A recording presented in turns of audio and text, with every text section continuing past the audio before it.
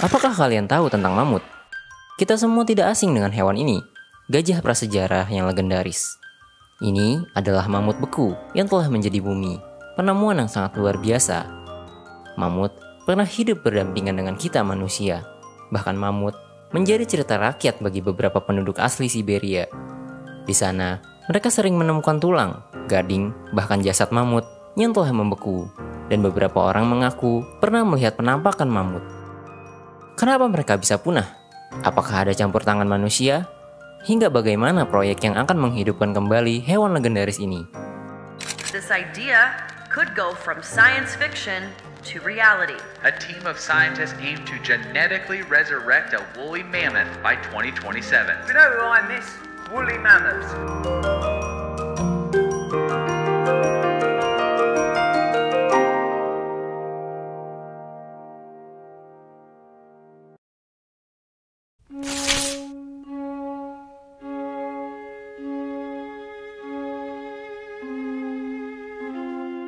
Mungkin hewan ini tidaklah asing bagi sebagian besar dari kita. Yap, inilah mamut. Sang legendaris yang hanya tinggal legenda. Dengan spesies yang paling terkenal, yaitu woolly mammoth atau mamut berbulu. Untuk mempermudah penyebutan, di video ini kita gunakan penyebutan dalam bahasa Indonesia, yaitu mamut. Mamut adalah gajah yang berasal dari genus Mammutus, di mana terdapat 10 spesies mamut dari genus ini, dengan spesies yang paling dikenal, yaitu woolly mammoth. Mamut selalu identik dengan ukuran yang besar, namun sebenarnya, gajah prasejarah ini memiliki ukuran yang beragam di setiap spesiesnya. Spesies terbesar dapat mencapai tinggi bahu lebih dari 4 meter, dan spesies terkecil memiliki tinggi bahu hanya sekitar 1 hingga 2 meter. Mamut-mamut kecil ini juga disebut sebagai mamut kerdil. Ini adalah Mammutus creticus, salah satu spesies mamut kerdil yang berasal dari wilayah bernama Chania. Namun, kebanyakan mamut memiliki ukuran sebesar gajah Asia, yaitu sekitar 2,5 hingga 3 meter. Lewat uji coba DNA membuktikan bahwa mamut lebih dekat berkerabat dengan gajah Asia dibanding gajah Afrika. Mamut diyakini berasal dari daratan Afrika. Kemudian mereka mulai menyebar ke Eurasia hingga menyeberangi Selat Bering yang saat itu masih menyatu, lalu mulai menghuni benua Amerika. Dan dalam persebarannya selama berjuta-juta tahun, mamut telah menghasilkan berbagai spesies. Ini adalah Mammutus primigenius, atau lebih dikenal dengan julukan woolly mammoth. Inilah spesies mamut paling dikenal, dan mungkin sebagian orang hanya tahu mamut yang satu ini, walaupun sebenarnya mamut jauh lebih beragam. Penamaan woolly mammoth bukanlah tanpa sebab. Ini dikarenakan mereka memiliki bulu yang sangat tebal, dan yang paling tebal dari semua spesies mamut. Mamut berbulu berukuran hampir sebesar gajah Afrika. Mereka adalah salah satu spesies mamut terakhir sebelum akhirnya benar-benar punah. Dahulu, mamut berbulu ini menghuni wilayah lingkaran Arktik atau Kutub Utara. Mulai dari Eropa, Siberia, hingga Amerika Utara, lewat bukti fosil yang ditemukan di wilayah itu. Karena mereka tinggal di wilayah dengan suhu ekstrim, bulu tebal ini sangat membantunya untuk bertahan di suhu yang dingin. Bulu ini dapat tumbuh hingga setebal 70 cm. Selain itu, woolly mammoth juga memiliki lapisan lemak yang tebal di bawah kulitnya. Adaptasi terhadap dingin inilah yang membuat mereka bertahan di wilayah Arktik, bahkan saat berlangsungnya periode zaman es. Mamut sangat terkenal sebagai salah satu hewan yang hidup di zaman es, namun sebenarnya mereka tidak hanya hidup di periode itu. Hewan legendaris ini hidup di masa Pleistocene dan Holocene, yaitu sekitar 2,6 juta hingga 4.000 tahun yang lalu. 4.000 tahun bukanlah waktu yang lama. Jika kita bandingkan dengan tahun Masehi sekarang saja, sudah lebih dari 2.000 tahun. Ini artinya manusia modern pernah berjumpa dengan mereka.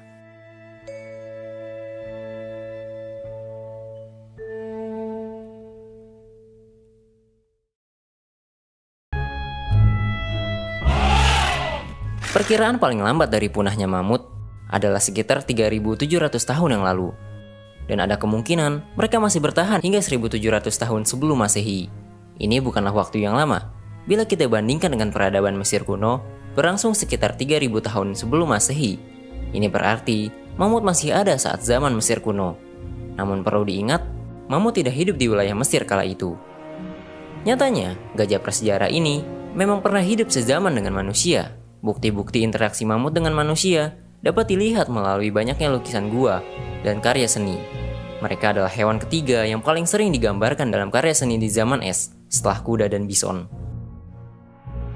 Interaksi mamut dan manusia modern atau Homo sapien kemungkinan terjadi sekitar 30.000 hingga 40.000 tahun yang lalu, saat manusia bermigrasi dari Afrika ke Eropa. Namun sebelum itu, spesies manusia lain yang sudah punah, yaitu manusia Neanderthal, sudah lebih dulu hidup berdampingan dengan mamut. Mamut adalah hewan yang sangat penting bagi manusia. Di zaman itu, gajah prasejarah ini menjadi penyokong kehidupan mereka. Manusia sering memanfaatkan tulang dan gading mamut sebagai alat dan bahan bangunan.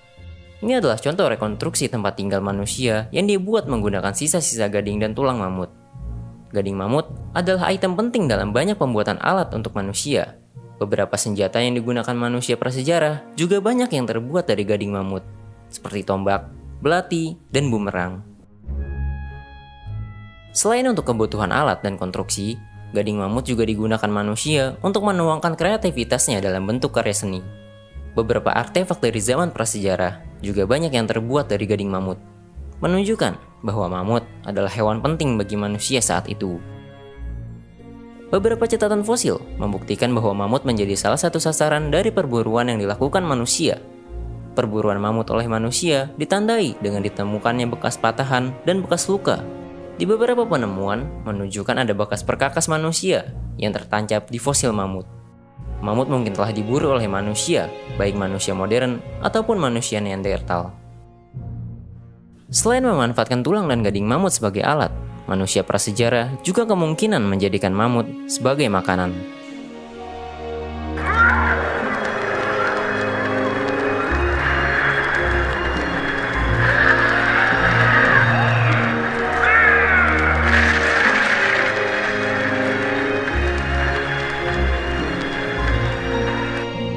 Beranjak ke era selanjutnya, di era saat dimulainya kalender Masehi.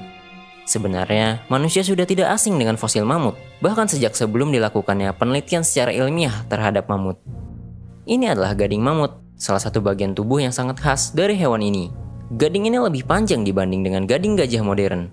Gading mamut terpanjang yang pernah ditemukan memiliki panjang hingga 4,2 meter. Sejak abad pertengahan, manusia sudah terbiasa menjual berbagai jenis gading. Salah satunya adalah gading mamut yang berasal dari Siberia. Mereka biasa digunakan untuk hiasan atau pengobatan. Bahkan penjualan gading mamut masih terjadi hingga sekarang. Dipercaya, gading mamut bisa menjadi alternatif dari penjualan gading gajah, di mana diharapkan orang akan beralih ke gading mamut untuk menghindari perburuan gajah yang ada saat ini. Di Rusia, tempat di mana gading-gading ini ditemukan, ada hukum yang mengatur pengambilan dan penjualan gading mamut.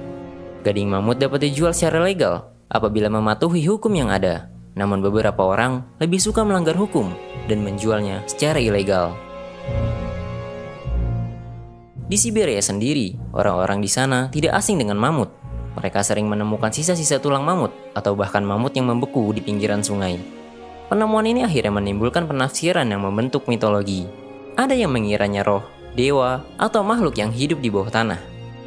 Bahkan, ada beberapa orang mengaku pernah melihat mamut. Namun mereka hanya keluar saat malam dan akan langsung melarikan diri setelah terlihat.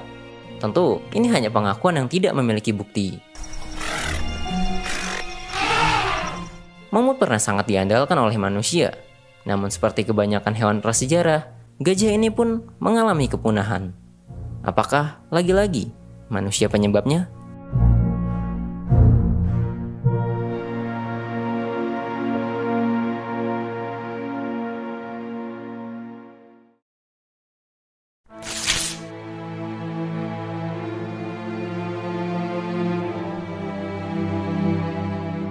Mamut diperkirakan punah sekitar 10.000 tahun yang lalu, dan paling lambat kemungkinan sekitar 3.700 tahun yang lalu.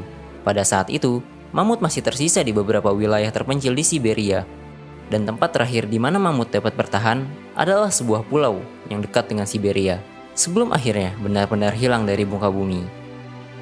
Ada dua teori populer yang menjelaskan kenapa mamut mengalami kepunahan. Teori pertama beranggapan bahwa mamut punah saat terjadinya kepunahan massal ketika berakhirnya periode zaman es, di mana saat itu memang banyak megafauna yang punah.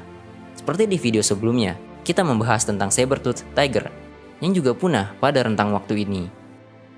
Mamut memang dapat beradaptasi di lingkungan dingin. Namun saat bumi mulai memanas, mamut tidak mampu beradaptasi di kondisi tersebut. Ini dikarenakan perubahan iklim dan menyebabkan banyak hal berubah, seperti permukaan laut yang naik dan berubahnya bentang alam yang terjadi di bagian utara bumi, di mana awalnya lebih banyak didominasi dengan padang rumput dan wilayah terbuka, kini digantikan dengan hutan yang lebat. Hal ini mengubah habitat mamut, dan akhirnya populasi mamut pun kian menyusut. Namun teori kedua beranggapan bahwa perubahan iklim nampaknya tidak cukup untuk memusnahkan mamut. Dugaan lain ada pada kita, manusia. Beberapa beranggapan bahwa perburuan berlebihan yang dilakukan manusia lah penyebab jumlah mamut menyusut sebelum akhirnya punah.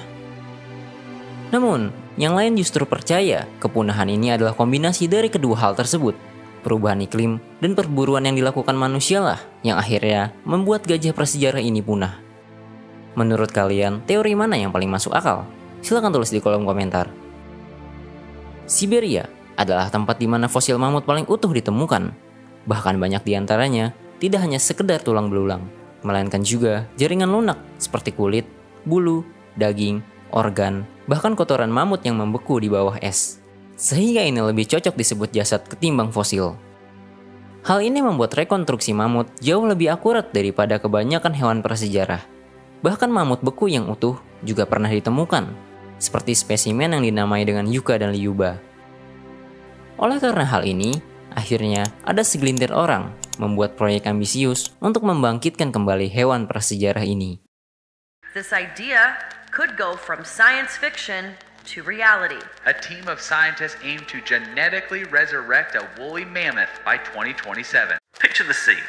A herd of woolly mammoths, genetically engineered back from extinction, roaming the Siberian Arctic as part of a prehistoric ecosystem re-established after over 10,000 years.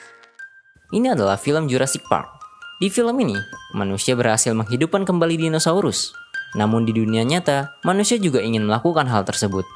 Namun, bukan kepada dinosaurus, melainkan mamut. Sebuah proyek bernama Pleistocene Park direncanakan akan menghidupkan kembali mamut dengan cara menggabungkan DNA woolly mammoth dan gajah Asia, di mana 99,6% DNA woolly mammoth cocok dengan gajah Asia. Pada intinya, proses ini akan menghasilkan embrio dari gabungan tersebut. Jadi, ini bukan benar-benar 100% mamut, melainkan spesies gajah baru dari gabungan kedua spesies gajah tersebut. Tapi, apa tujuannya?